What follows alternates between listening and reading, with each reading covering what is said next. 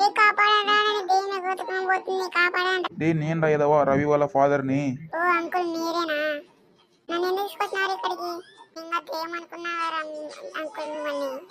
First కింద దిగురా, ఎంత బరువు ఉన్నవరా పంది. చెప్పండి అంకుల్ ఎందుకు ఎత్తుకొచ్చినారు నన్ను ఇక్కడికి? ఒక నిమిషం ఉంటారా, మా అబ్బాయికి ఫోన్ చేసా, వాడు చెప్తాడు నీకు వివరంగా. వచ్చేస్తున్నాడు, ఒక నిమిషం ఉంటారా. రారా రవి, మీ చింటుగాడు భయపడుతున్నా, తొందర రా. రే చింటూ చూడరా, అక్కడ రవి గాడు వస్తున్నాడు, ఎంతసేపు అడిగినా వదరా. ఎందుకు రాదా కొట్టేసినావు? లేకపోతే ఎంత వేగన్నారా నేను ఎందుకు ఎత్తుకొచ్చినావురా? నీకే ఇలా ఉంటే కుక్కకి ఎలా ఉండదరా? పాపంలో కుక్కని చంపేసినావు కదా అన్యాయంగా. అందుకే మా నాన్న నేను కలిసి యాక్టింగ్ చేసినాం. చూడురా, ఒకటి జంతువులు కూడా భూమి మీద జీవులురా, దానికి కూడా మనసు ఉంటుందిరా, అలా చంపితే ఎలారా?